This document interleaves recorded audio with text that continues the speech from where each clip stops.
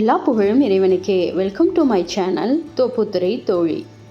இப்போ நம்ம பார்க்க போகிற ரெசிபி ஒரு சூப்பரான தலைவர் பிரியாணி தாங்க பார்க்க போகிறோம். என்னென்னு பார்க்குறீங்களா? இருக்கிற பிரியாணி எல்லாத்துக்குமே இவர் தாங்க தலைவர் பிரியாணி. ரொம்ப சிம்பிளாகவும் டேஸ்ட் அதிகமாகவும் மசாலா கம்மியாகவும் எல்லா விதத்துலேயும் நம்ம தலைவர் பிரியாணியை அடிச்சிக்கவே முடியாதுங்க. அம்புட்டு ஒரு ருசிங்க. வாங்க எப்படி செய்யலாங்கிறத பார்க்கலாம். அதுக்காக நான் ஒரு பெரிய வெங்காயத்தை எடுத்திருக்கேன். இதை நீங்கள் நீல வாக்கில் இந்த மாதிரி கட் பண்ணிக்கோங்க. இந்த மாதிரி இருக்கணும். இப்போ ஸ்டவ் ஆன் பண்ணி ஒரு பேனில் பொரிக்கிற அளவுக்கு நீங்கள் ஆயிலை சேர்த்துக்கோங்க.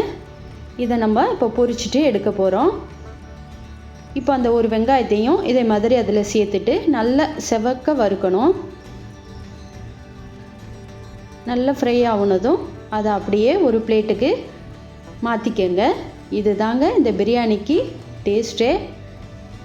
நீங்கள் இதே மாதிரி கூட இந்த சஹர் நேரத்துக்கெலாம் நீங்கள் செஞ்சு வச்சுக்கலாம். அந்த நேரத்துக்கு செய்யணும்னு தேவையில்லை. இப்போ 1/2 கிலோ மட்டன் எடுத்திருக்கேன்.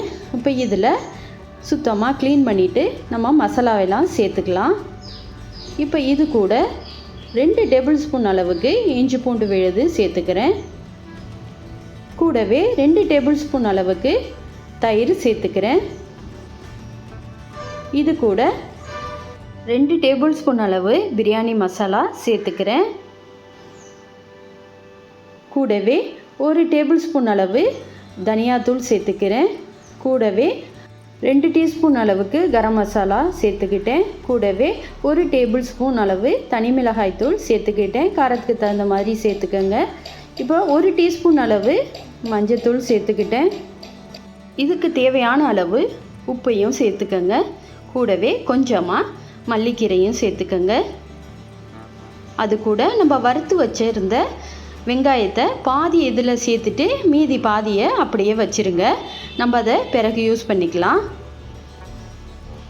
இப்போ இதை எல்லாத்தையும் நல்லா கலந்து விட்டுக்கோங்க. உப்பெல்லாம் டேஸ்ட்டு பண்ணி பார்த்துட்டு அதை சேர்த்துக்கோங்க. ஏன்னா நீங்கள் இதை ஒரு 4 மணி நேரமாச்சு மேரினேட் பண்ணி வைக்கணும். அப்படி இல்லைன்னா அட்லீஸ்ட் ஒரு 1 மணி நேரமாச்சும் இருக்கணும். இப்போ அதை அப்படியே வச்சுட்டு இப்போ ஸ்டவ் ஆன் பண்ணி ஒரு பேன் எடுத்துக்கோங்க. அதில் 2 டேபிள் ஸ்பூன் அளவுக்கு ஆயிலை சேர்த்துக்கோங்க. கூடவே 1 டேபிள் ஸ்பூன் அளவு நெய் சேர்த்துக்கோங்க. இப்போ இதில் சூடு வந்ததும் பட்டை, கிராம்பு, ஏலக்காய், பிரிஞ்சி இலை, ஒரு ஜாதிப்பூ சேர்த்துருக்கேன். இதை லைட்டாக ஃப்ரை பண்ணிக்கோங்க. இப்போது 2 வெங்காயத்தை கட் பண்ணி அதில் சேர்த்துக்கிட்டேன். இதையும் நல்லா வதக்கி விடுங்க. வதங்கிறதுக்காக கொஞ்சமாக உப்பும் சேர்த்துக்கிறேன். இப்போ நல்லா வதங்கி வரட்டும். இப்போ இதில் 2 பச்சை மிளகாவை காரத்துக்கு சேர்த்துக்கிறேன். நீங்கள் காரத்துக்கு தகுந்த மாதிரி சேர்த்துக்கோங்க. இப்போ இந்த அளவுக்கு வந்ததும் இதில் 3 தக்காளியை கட் பண்ணிவிட்டு அதில் சேர்த்துக்கிட்டேன். இதையும் நல்லா வதக்கி விடுங்க. எப்போதுமே பிரியாணிக்கு தக்காளி வெங்காயம் நல்லா வதங்கி வரணும்.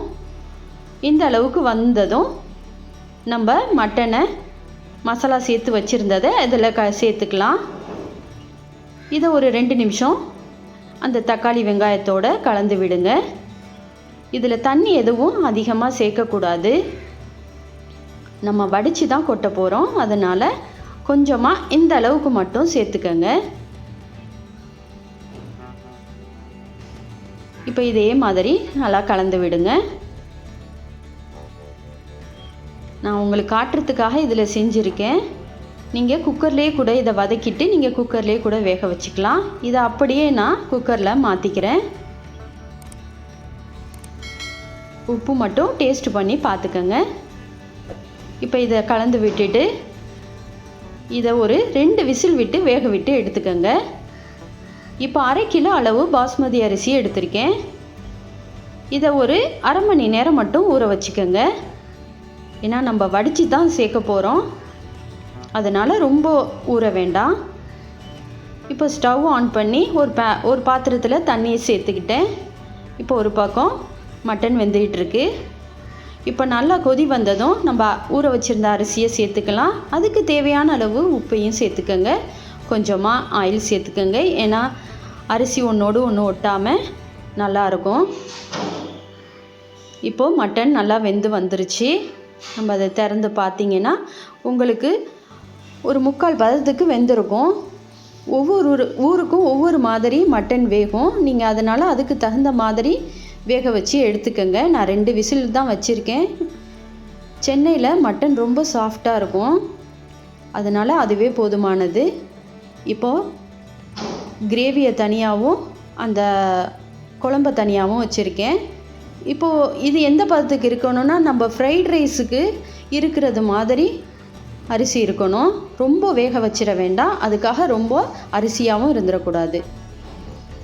இப்போ ஸ்டவ் ஆன் பண்ணி ஒரு பழைய தோசைக்கல்லை வச்சுட்டு அதில் ஒரு பாத்திரத்தை வச்சுட்டேன். இப்போ அந்த கிரேவியை அப்படியே அதில் சேர்த்து விட்டுட்டேன்.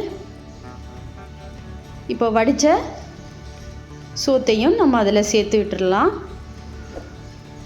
இப்போது ஒன்றா அது எல்லாத்தையுமே இந்த மாதிரி கலந்து விட்டுக்கோங்க. ரொம்ப சிம்பிளாக செய்யக்கூடிய பிரியாணிங்க, டேஸ்ட்டும் வேறு லெவலாக இருக்கும். ட்ரை பண்ணி பாருங்கள்.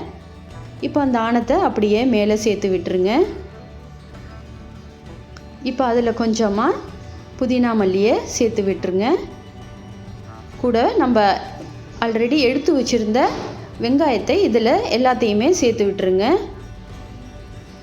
நான் வாசனைக்காக எதுவுமே சேர்க்கல, அதிக மசாலாவும் கிடையாது, ரொம்ப சிம்பிளாகவும் அதிக டேஸ்ட்டாகவும் இருக்கும். ஒரே ஒரு முறை எனக்காக ட்ரை பண்ணி பார்த்துட்டு எப்படி இருந்துச்சுன்னு சொல்லுங்கள். இப்போ அப்படியே ஒரு 15 நிமிஷம் மட்டும் தம்மில் போட்டு விட்டுருங்க. இந்த மாதிரி மூடி வச்சு ஒரு வெயிட்டையும் வச்சு விட்டுருங்க. ஒரு 15 நிமிஷம் அப்படியே இருக்கட்டும். அதுக்கு பிறகு நம்ம திறந்து பார்க்கலாம். நம்ம தலைவர் பிரியாணியை அடிச்சிக்கவே முடியாதுங்க, அவ்வளோ ஒரு டேஸ்ட்டாக இருக்கும். அதுவும் சஹர் நேரத்துக்கு ரொம்ப ஈஸியாக செய்யக்கூடிய வகையில் இந்த பிரியாணி இருக்கும். இதே மாதிரி ட்ரை பண்ணி பார்த்துட்டு எனக்கு கமெண்ட்டில் நீங்கள் கட்டாயம் சொல்கிறீங்க. அவ்வளவு ஒரு டேஸ்ட்டாக இருக்குங்க. இதுக்கு தேங்காய் கிடையாது, முந்திரி கிடையாது, எந்த ஒரு அதிகப்படியான மசாலாவும் கிடையாது. இந்த அளவில் செஞ்சிங்கன்னா உங்களுக்கு கரெக்டாக இருக்கும். இப்போ பாருங்கள் எந்த அளவுக்கு வந்திருக்குன்னு. சோறும் உங்களுக்கு உடையாமல் அப்படியே உதிரி உதிரியாக இருக்கும், உங்களுக்கு பார்த்தாலே தெரியும். ஏன்னா நீங்கள் அந்த அரிசியை போட்டதோடு நீங்கள் சோறை வந்து கரெக்டாக நீங்கள் அதை வடித்து எடுத்துட்டிங்கன்னா உங்களுக்கு கரெக்டாக இருக்கும். சூப்பராக ரெடி ஆகிடுச்சு பாருங்கள். இதே மாதிரியே நம்ம தலைவர் பிரியாணியை ட்ரை பண்ணி பார்த்துட்டு எப்படி இருந்துச்சுன்னு கமெண்ட் செக்ஷனில் கமெண்ட் கொடுங்க. நீங்களும் ஃபேமிலியோட என்ஜாய் பண்ணி சாப்பிடுங்க. இந்த ரெசிபி உங்களுக்கு பிடிச்சிருந்தா லைக் பண்ணுங்கள், ஷேர் பண்ணுங்கள், மறக்காமல் சப்ஸ்கிரைப் பண்ணுங்கள்.